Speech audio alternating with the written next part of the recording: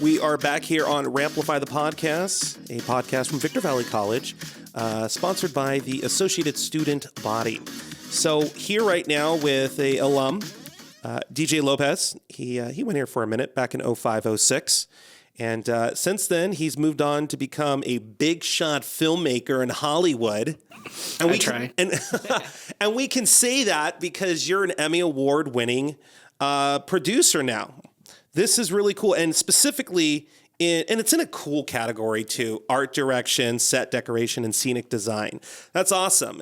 You got to create art, and then you won like the biggest award in television because of it. That's who did you guys go against for that award? So we were up against a Madoff documentary. I believe that was Netflix, but we were also up against some other larger streamers like HBO Max.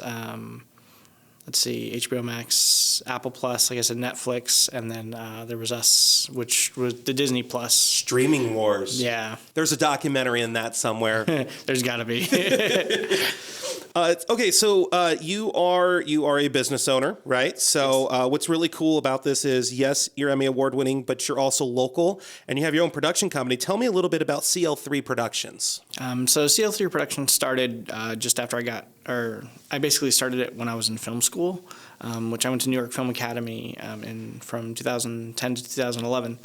And so I was like, as a producer, you need to have your own, production company to where you can, funnel your projects through. What's the name mean, CL3? So it's actually Cesario Lopez III.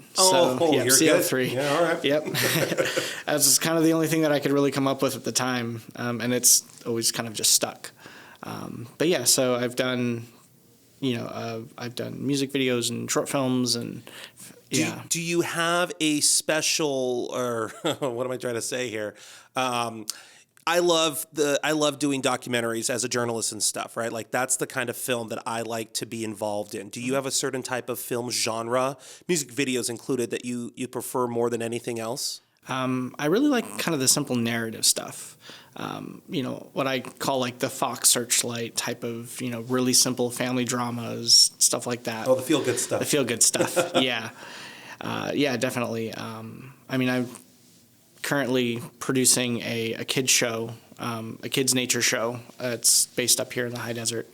Just for the record, yeah. I've never been hit up to be a part of anything, so, it's not insulting. I just, if there's something, yeah. you know where to find me. Yes, absolutely. I'm not trying to leave, Haley. I'm just trying to expand my horizons. I love the hustle.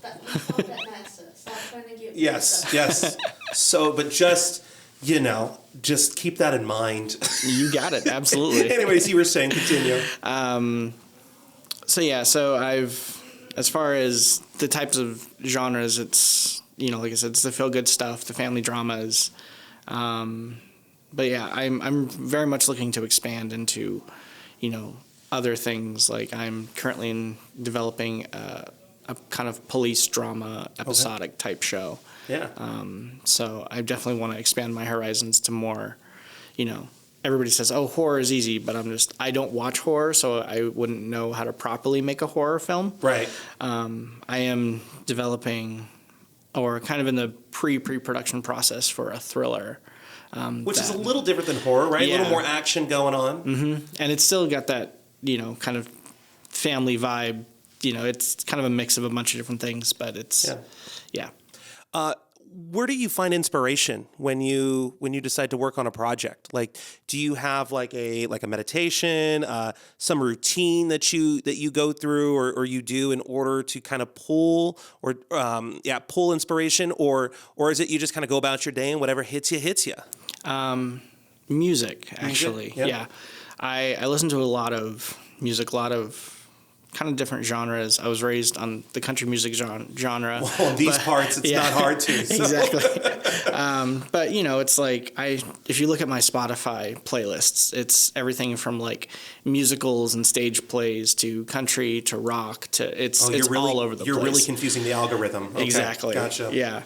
I'm sure the people at Spotify are like, what the heck? Who is this? Yeah. And so sometimes, I'll just get hit with a song or a piece of music, and I'm like, hey, you know, and that'll inspire me, but hey, this might, you know, make something really cool, or this would be cool, and like the end credits of something, and then I kind of delve deep into figuring out what that is.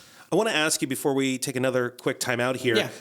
Aspiring filmmakers in the high desert, because you've done this, like you lived here, you grew up here, you know what the struggle is like. What do you have to tell those young filmmakers that are trying to, you know, get out of the high desert or head off to New York or head off to LA to try and make a name for themselves making art? A lot of people always say, like, always shoot content, and I think I have to, like, back that up. It's, you know, how do I put it? So, yeah, you don't know what you like until you start making it, if that makes any sense. Sure does. So, yeah, it's, you know, if you want to, you know, establish yourself as a filmmaker or a director or a producer, just get, you know, your friends together and just start making things, and you'll figure out exactly what you want, what type of a filmmaker that you want to be, the type of stuff that excites you. Like if you want to make a horror, just make a horror film. It doesn't have to be crazy expensive. You know, you don't have to spend, you know, $5,000 or $10,000 or $15,000 to make a short film. You can do it, you know, get a bunch of friends, you know, get some good pizza, you know, good pizza, that's the thing. And just, you know, make stuff and figure out what you like to make.